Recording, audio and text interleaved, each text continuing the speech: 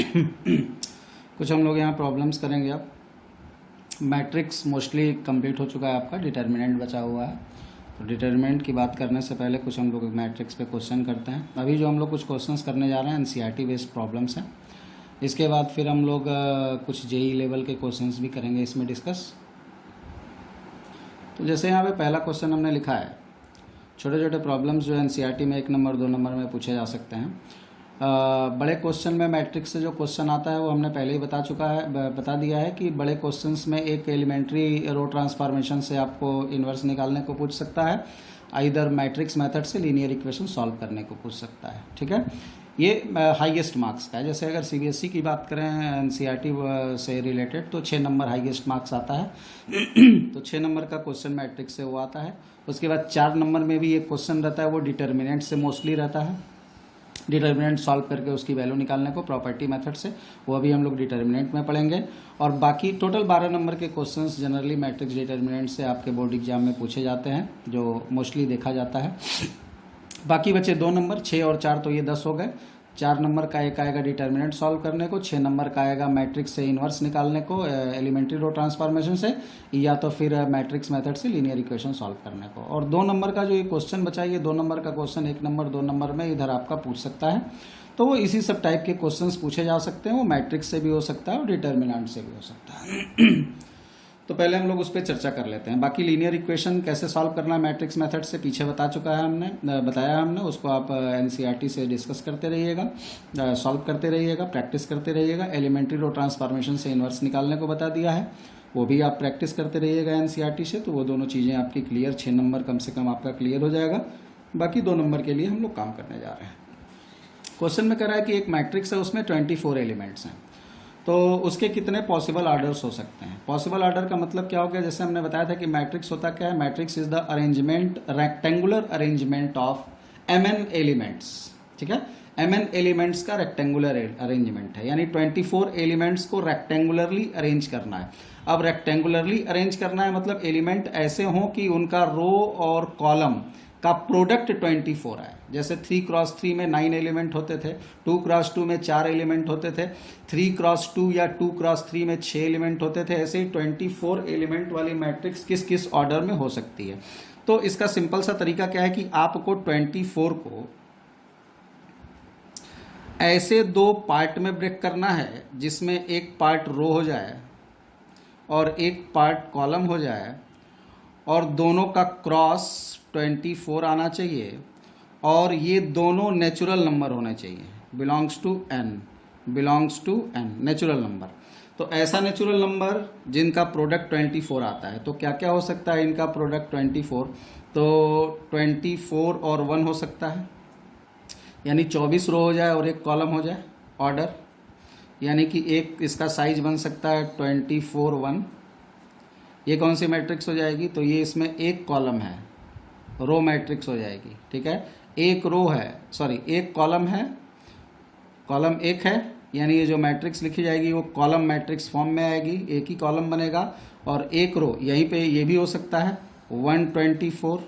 ठीक है, ये दोनों अलग अलग है, सेम नहीं है। 24 और 1 में मतलब रो 24, एक कॉलम, एक रो 24 कॉलम। ठीक है, फिर ऐसे ही क्या कर सकते हैं, 2 और 12 कर सकते हैं, 12 2 कर सकते हैं, फिर 3 और 8 कर सकते हैं, 8 3 कर सकते हैं, 4 6 कर सकते हैं, 6 4 कर सकते हैं।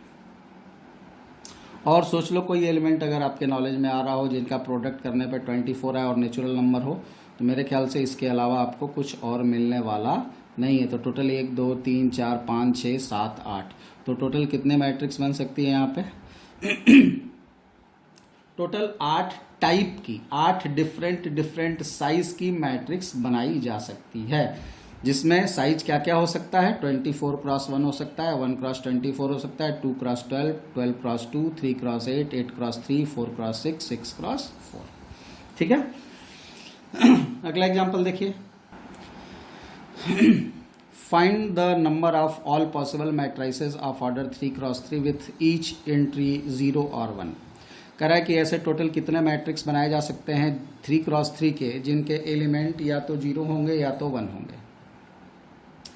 तो आपको बता दें 3x3 जो मैट्रिक्स होती है उसमें टोटल कितने प्लेस होते हैं, 1 2 3 4 5 6 7 8 9 3x3 की मैट्रिक्स में टोटल 9 प्लेस होते हैं। ठीक है। अब कह रहा है कि डिफरेंट टाइप की कितनी मैट्रिक्स बन सकती है 3x3 की जिसके एलिमेंट 0 हो या 1 हो या दोनों हो। ठीक है, 0 और 1। तो ये जो फर्स्ट वाला प्लेस है इसको कितने तरीके से हम लोग भर सकते हैं, यहाँ या तो 0 रख सकते हैं या 1 रख सकते हैं, यहाँ भी 0 रख सकते हैं या 1 रख सकते हैं, यहाँ भी 0 रख सकते हैं या 1 रख सकते हैं, ऐसे ही यहाँ पर भी 0 या 1, यहाँ पर भी, यानी हर प्लेस को 2 तरीके से भरा जा सकता है। तो हर प्लेस, पहले वाले प्लेस को 2 तरीके से, दूसरे वाले प्लेस को भी 2 तरीके से, तीसरे वाले प्लेस को भी 2 तरीके से, इसी तरीके से इस आखिरी वाले प्लेस पर भी 0 या 1 भरा जा सकता है। तो इस प्लेस को भी 2 तरीके से भरा जा सकता है। तो टोटल कितने बार ये 2 आया, 9 टाइम्स आया। तो 2 को 9 टाइम्स अगर मल्टीप्लाई कर देंगे तो 2 टू द पावर 9 हो जाएगा और इसका रिजल्ट हो जाएगा 512। यानी टोटल कितनी मैट्रिक्स बन सकती है जिसके एंट्रीज यानी जिसके एलिमेंट 0 या 1 हो 3x3 साइज के, तो टोटल 512। ऐसे ही मान लो इस क्वेश्चन में बोल देता है कि ये साइज 2x2 है और 0 1 एलिमेंट है, तो क्या हो सकता है 2x2 में 4 प्लेस हैं टोटल, पहला दूसरा तीसरा चौथा, 2 एलिमेंट रो में, 2 एलिमेंट कॉलम में, 2 रो और 2 कॉलम। 2 रो और 2 कॉलम का मतलब हो गया कि पहले प्लेस को टोटल 4 प्लेस हो गए, पहले प्लेस को 2 तरीके से, दूसरे को 2, तीसरे को 2, चौथे को 2, तो टोटल कितना हो जाएगा 2 to the power 4। Total different type की मैट्रिक्स 2 टू द पावर 4 हो जाएगी, यानी 16 मैट्रिसेस टोटल बनाई जा सकती हैं। तो इस तरीके के क्वेश्चंस में नंबर ऑफ मैट्रिक्स निकालने के लिए एंट्री पे ध्यान रखिएगा कैसे करना। मान लो कह देता इसी क्वेश्चन में कि 3x3 मैट्रिक्स है और एंट्री जो है वो 0 1 और -1 है। एक क्वेश्चन और हम यहाँ पे बढ़ा देते हैं, और -1 अलग ये क्वेश्चन एक और बता रहे हैं। अगर मान लो इस क्वेश्चन में ये भी इंक्लूड कर देता कि एलिमेंट 0 हो सकते हैं या 1 या -1, तो हर प्लेस को 3 तरीके से भर सकते थे। तो यहाँ पे 3 × 3 × 3 × 3 कितनी बार 9 टाइम्स, तो 3 टू द पावर 9 रिजल्ट हो जाता। तो इसके हिसाब से जितने भी क्वेश्चंस बन सकते हैं सभी आप लोग सॉल्व करते रहेंगे। अगला एग्जाम्पल देखो। इस एग्जाम्पल में कह रहा है कि 3x3 की एक मैट्रिक्स को कंस्ट्रक्ट करना है, यानी 3x3 साइज की एक मैट्रिक्स बनानी है जिसके एलिमेंट्स किस फॉर्म में है, aij = aij एलिमेंट डिनोट करता है किसी मैट्रिक्स का 1/2 मॉड है, ये मॉड बना हुआ है, मॉडुलस -3i + j। तो -3i + j × 1/2 एलिमेंट इसी ऑर्डर में होने चाहिए। अब 3x3 की जो मैट्रिक्स होती है वो होती कैसी है, मान लो मैट्रिक्स A है, ठीक, कैसी होती है मैट्रिक्स वो आपको पता है, A11 A12 A13 A21 A22 A23 A31 A32 A33, ठीक। ये मैट्रिक्स कैसे बनेगी, तो एलिमेंट हम लोग यहाँ पर इसका फिल कर देंगे।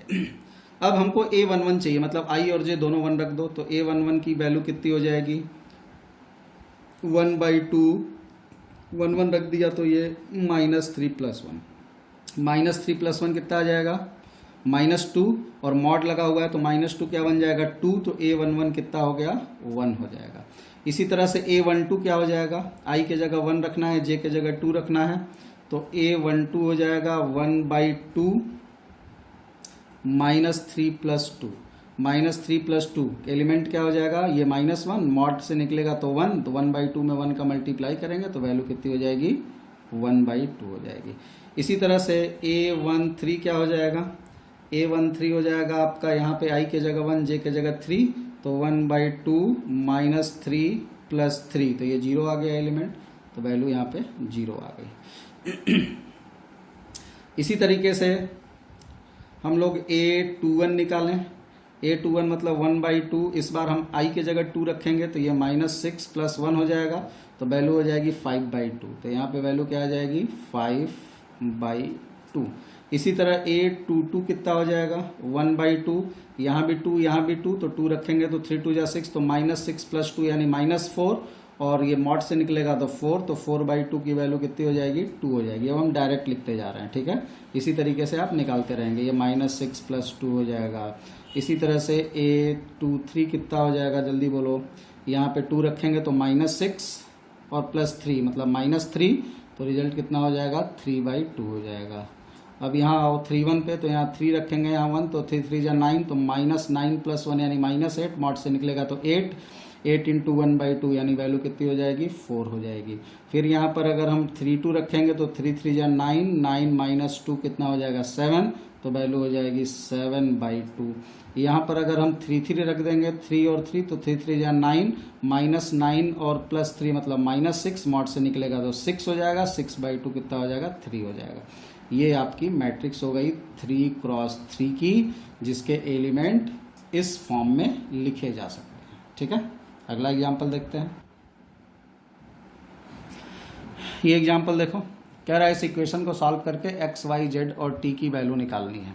अब देखो इस इक्वेशन को सॉल्व कैसे करेंगे, सीधी सीधी बात है। पहले इस 2 को अंदर मल्टीप्लाई करेंगे, 2 को अंदर मल्टीप्लाई करेंगे तो ये हो जाएगा 2x, 2z, 2y और 2t। हमको मालूम है मैट्रिक्स में किसी भी एलिमेंट से मल्टीप्लाई करते हैं तो उसके हर एलिमेंट में मल्टीप्लाई होता है वो नंबर। 3 से मल्टीप्लाई कर देंगे तो 3 - 3 0 और 6 हो जाएगा। इधर 3 से मल्टीप्लाई कर देंगे तो ये 9 हो जाएगा, ये 15 हो जाएगा, ये 12 हो जाएगा, ये 18 हो जाएगा। मल्टीप्लाई प्लस माइनस ज़रा ध्यान रखिएगा कैलकुलेशन को। इन दोनों को ऐड करना है, दोनों मैट्रिक्स ऐड हो सकती है, एडेबल है क्योंकि दोनों की साइज सेम है। और दोनों की साइज सेम है तो दोनों मैट्रिक्स को अगर हम ऐड करेंगे तो ऐड करके वैल्यू क्या मिलेगी। या हम एक काम और कर सकते हैं, ऐड करने से अच्छा है इस मैट्रिक्स को हम उधर उठा ले जा करके माइनस भी कर सकते हैं, तो सीधे भी रिजल्ट आ सकता है, ठीक है। तो यहाँ दोनों मैट्रिक्स को अगर ऐड करना चाहें तो ऐड कैसे होगा, तो ये 2x में 3 ऐड हो जाएगा करस्पॉन्डिंग एलिमेंट, ये 2z -3 हो जाएगा, ये 2y हो जाएगा 0 में ऐड होगा तो, और ये 2t + 6 हो जाएगा। ये आ गया सम। और इधर हमारा जो RHS है वो 9 है, और ये आपका कितना हो जाएगा 15 है, और ये 12 है, और ये 18 है। अब यहाँ पे दो मैट्रिक्स आपस में इक्वल हो गई। दो मैट्रिक्स आपस में इक्वल होती है तो पहले देखते हैं कि उसका साइज सेम है नहीं। साइज सेम होगा तभी इक्वल हो पाएगा, तो साइज तो सेम है। और अगर दोनों मैट्रिक्स सेम है तो क्या कंडीशन होती है, उसके करस्पॉन्डिंग एलिमेंट सेम होने चाहिए। करस्पॉन्डिंग एलिमेंट सेम होने का मतलब ये पहला वाला जो प्लेस है इस पहले प्लेस के बराबर होना चाहिए। यानी हम क्या लिख सकते हैं, 2x + 3 should be equal to 9। 3 उधर जाएगा तो 6 हो जाएगा, और यहाँ से हमको x की वैल्यू कितनी मिल जाएगी, 3 मिल जाएगी, ठीक है। अब इसी तरह से इसको 15 के बराबर कर देंगे तो 2z - 3 = 15। 3 उधर जाएगा तो 18 हो जाएगा। 18 हो गया तो अब z की वैल्यू निकालनी है, तो z = 18/2 यानी z की वैल्यू कितनी हो जाएगी, 9 हो जाएगी।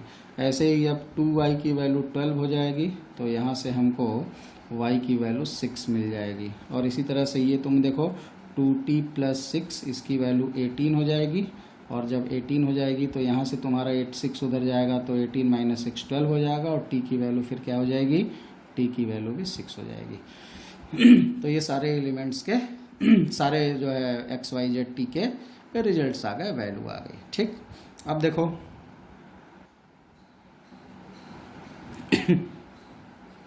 ये हमारा क्वेश्चन है।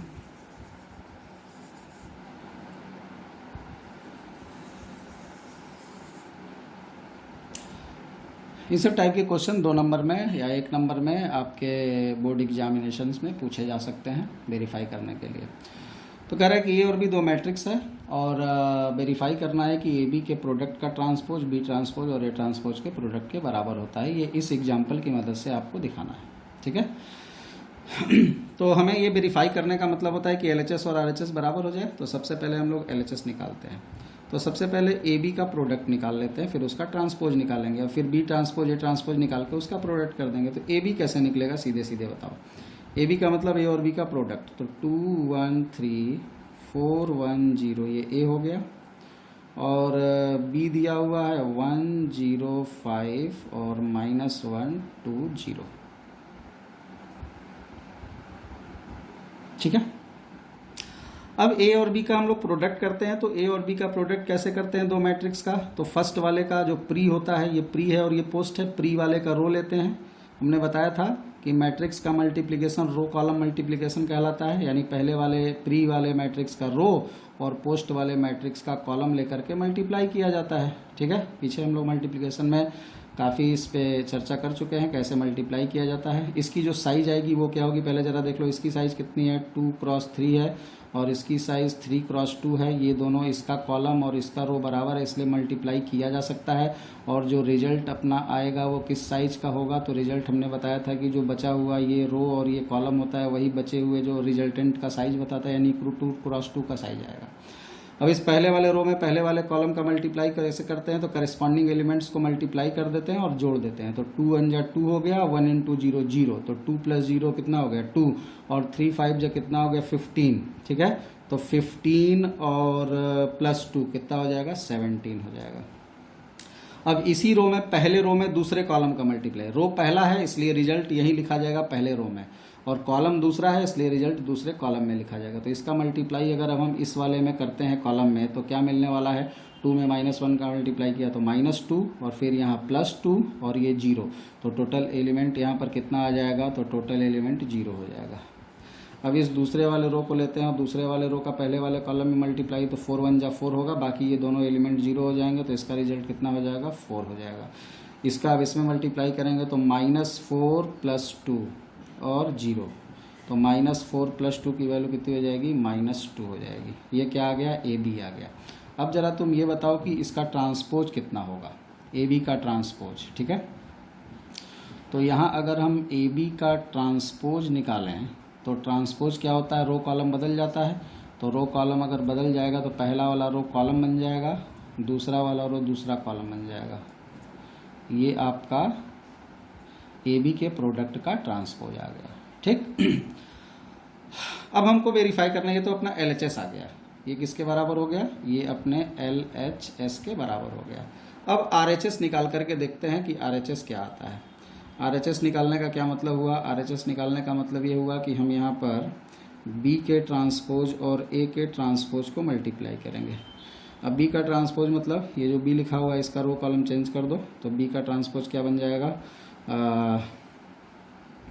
एलिमेंट जो ये रो है वो कॉलम है वो रो में लिख दो, 1 0 5, और ये हो जाएगा -1 2 और 0। और B का ट्रांसपोज, A का ट्रांसपोज क्या हो जाएगा, तो पहला वाला रो कॉलम हो जाएगा 2 1 3, दूसरा रो दूसरा कॉलम हो जाएगा 4 1 0। अब दोनों का मल्टीप्लाई करना, ये प्री ये पोस्ट, तो इसका रो और इसका कॉलम लेंगे। तो चलो क्या रिजल्ट आएगा देखते हैं। इस रो में इस कॉलम का मल्टीप्लाई कर दो, 1 का 2 में करेंगे तो 2 आएगा, और ये 0 हो जाएगा, और ये 15 आएगा, तो ये कितना हो जाएगा 17। अब इसी रो का इस कॉलम में मल्टीप्लाई कर देते हैं, तो क्या हो जाएगा 4 आएगा, 0 हो जाएगा, 0 हो जाएगा, तो वैल्यू कितनी हो जाएगी 4। अब इस दूसरे वाले रो को इस कॉलम में मल्टीप्लाई करते हैं, तो -2 और +2 कितना आ जाएगा 0 आ जाएगा। फिर इसी रो का इस कॉलम में मल्टीप्लाई करेंगे तो -4 + 2 कितना आ जाएगा -2 आ जाएगा, 2 × 2। ये किसके बराबर आ गया, RHS। LHS और RHS दोनों सेम है, तो RHS = LHS, यानी क्या हो गया, वेरीफाइड हो गया। ठीक है, तो इस तरीके के क्वेश्चन भी आपके बोर्ड एग्जाम में 2 नंबर में पूछे जा सकते हैं। इस पे भी आप प्रैक्टिस करेंगे, NCERT से सभी प्रैक्टिस को क्वेश्चन की हर टाइप की प्रैक्टिस करते रहिएगा।